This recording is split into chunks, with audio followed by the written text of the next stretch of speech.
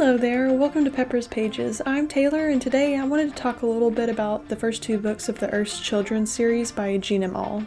I read Clan of the Cave Bear back in January and The Valley of the Horses in March, and I took them out of those videos specifically so I could talk about them together.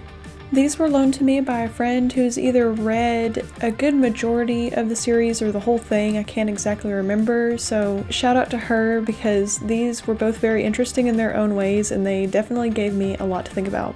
So before we dive in, I want to give a few disclaimers. I won't be giving away a whole lot of spoilers for these books, just because it would take a very long time to go into deep detail. But I may give away a few things while trying to explain what I did and didn't like about each one. The second thing is that in these books, there is a lot of graphic detail involving sexual situations as well as violent ones. But I'll give some warning and go more into that later. Now that we have that out of the way, let's jump into this. In 1977, Auel decided to start doing a lot of research into the Ice Age period so that she could begin writing her collection of short stories based in the prehistoric days. Not only did this research include a lot of time put into the public library, but she also joined a few survival classes where she learned to not only create fires and tools and tan leather, but she also was taught how to build an ice cave. Her instructor for these courses was Aboriginal expert Jim Riggs.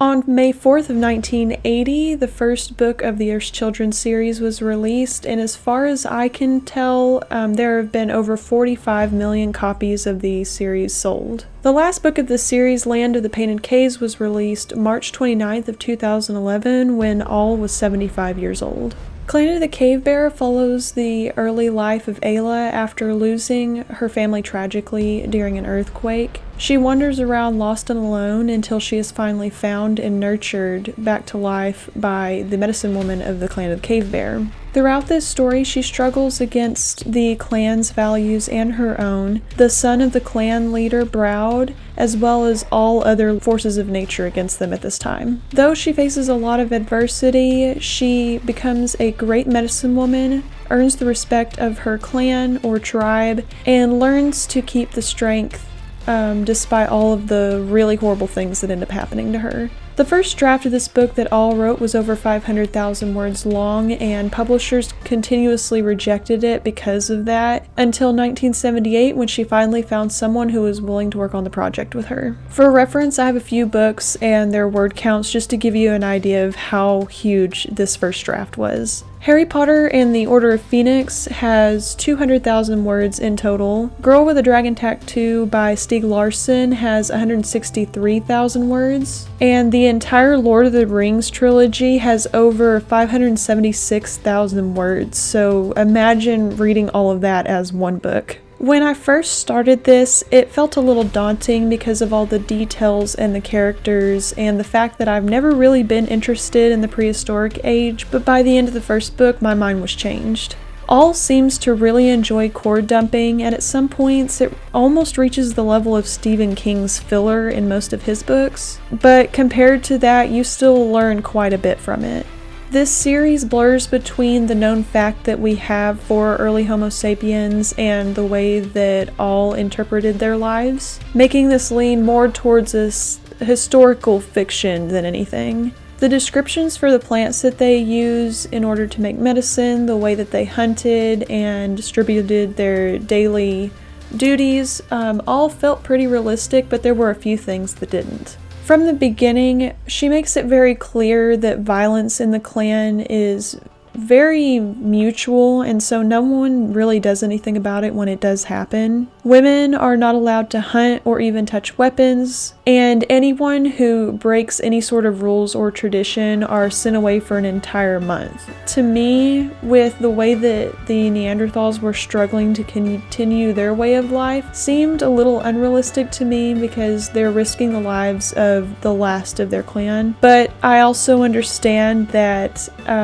that could be exactly why they died out. According to some research done, most of it pertaining to Aboriginal groups that still exist today, women were absolutely allowed to hunt and create weapons, but that's with the exception of those who didn't want to or couldn't. The first article linked below had a lot of really interesting facts regarding Neanderthal women. There's really no way for any of us to know exactly how they treated each other or divided their daily duties or anything like that because we weren't there. We can really only go off of the little bit of facts that we have. There might not have been a lot of violence in these groups because it would cause a lot of friction for the people in them and things would not be going too well. I loved the daily details of their lives and getting to watch them live them out, but there were a few things that were a little too fantastical for me to take as true word. For example, in this, it is stated that they believe that they hold all of the memories of their ancestors, and the only way you can access that or learn how to truly live that way is by having these memories. They also believed that the Magyar could communicate with spirits and their gods and be given direction by them, but I personally feel like this could be attributed to any hallucinogens that they used. There is also absolutely nothing that suggests these people couldn't speak or cry or laugh,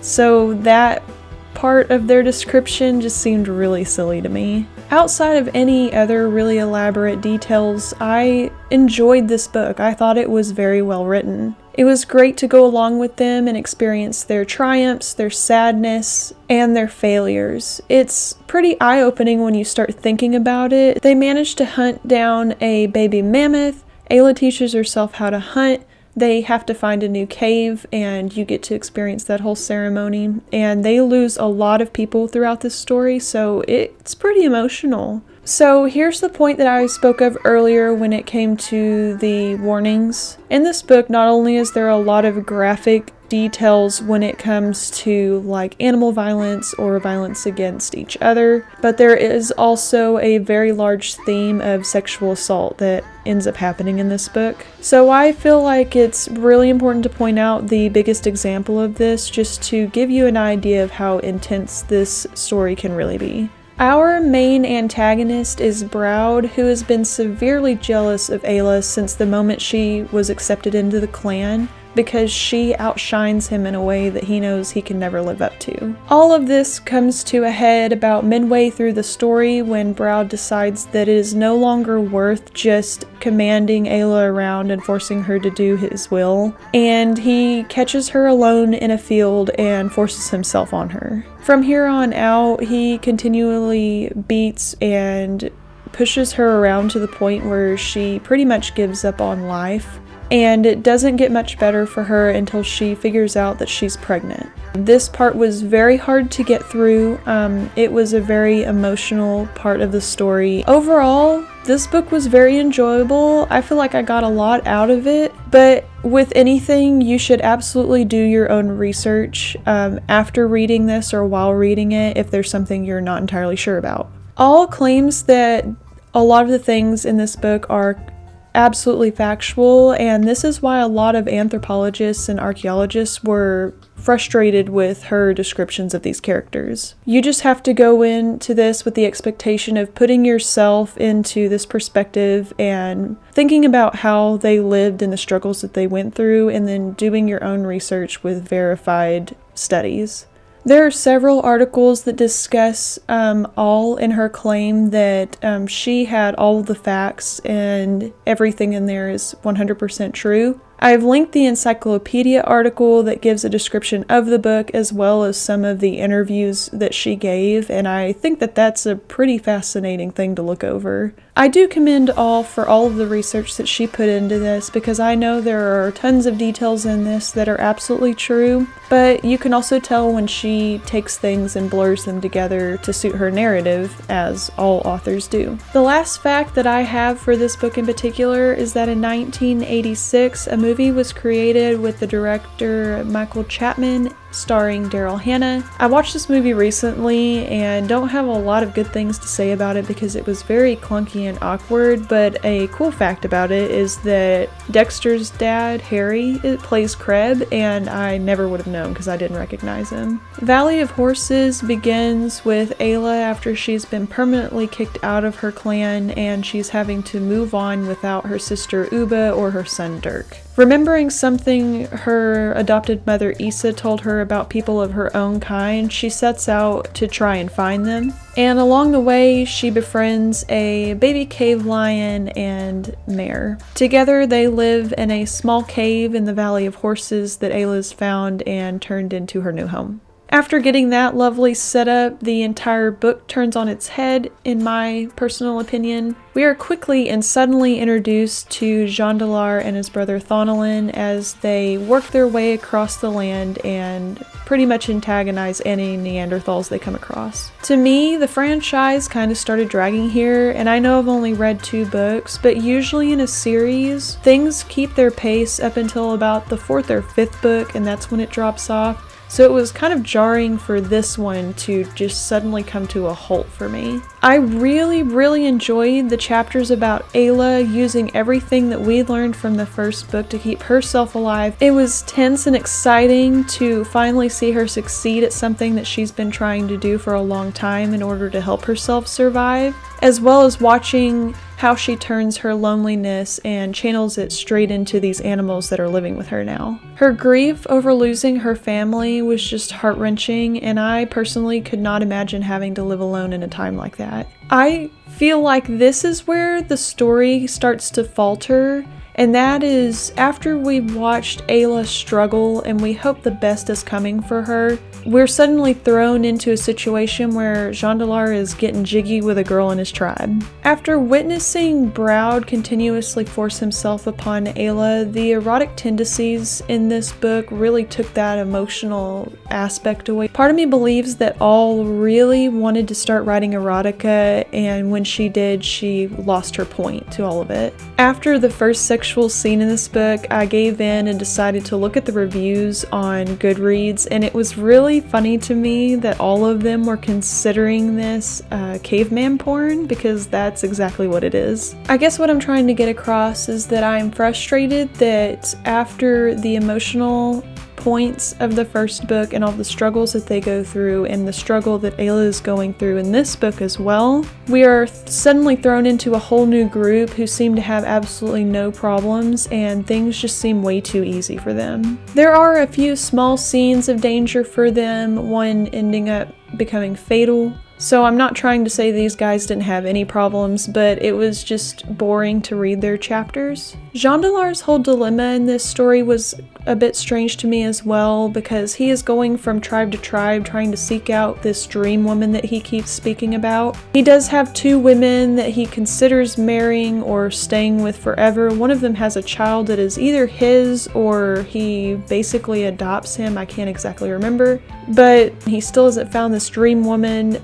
He continues on and pretty much abandons them. This dream woman that he is always on about is Ayla. He is constantly describing her even though he's never met her. I personally think that these characters could have waited until after Ayla meets them. You could have done it through the perspective of Jondalar at that point, where he is quickly describing where he's come from and the troubles that they've had, and show that he is a different people than her without making us go through chapter and chapter and chapter of him really doing nothing but traveling. I really just wanted more of Ayla and seeing how she is coping with this new way of life, and it could have cut the book back a lot on filler. I did think that the story got a little bit better after Jondalar and Ayla actually meet, and he starts having to teach her how to communicate with her voice again instead of through grunts and sign language. We also get a lot of internal dialogue from Ayla regarding how she feels towards Jondalar in an intimate way. After what she's been through with Browd, she is obviously very damaged, and all she can think about is having another child, so that added a little bit of the emotional aspects that I wanted from the first book. I enjoyed the characters in Clan of the Cave Bear more, and everything that they were going through I was just very invested in. But this one, you just kind of watch Jondalar and Thonolin like flit around until they're attacked and meet Ayla. The last book in this series was released in 2011, and around 2014 there were rumors going around that Lifetime was going to work with producers Ron Howard and Brian Grazer to create a TV show based on the series. In 2016, shooting for the pilot began, but after having no other studios or producers wanting to work on it, they eventually just dropped it. So for now, the series is complete. I highly recommend Clan of the Cave Bear to any historical buffs out there who think that they might want to know a little bit more about the prehistoric age in a fictional sense. So now you know my thoughts on these two books. If you have read the series and have a different perspective than me, please let me know because I would love to discuss it with you. I have really exhausted myself over these books the last few months, so it feels really good to get it off my chest now. I really appreciate you watching this video, and as always, I hope that everyone is having an incredible week, an even better day, and until next time, happy reading.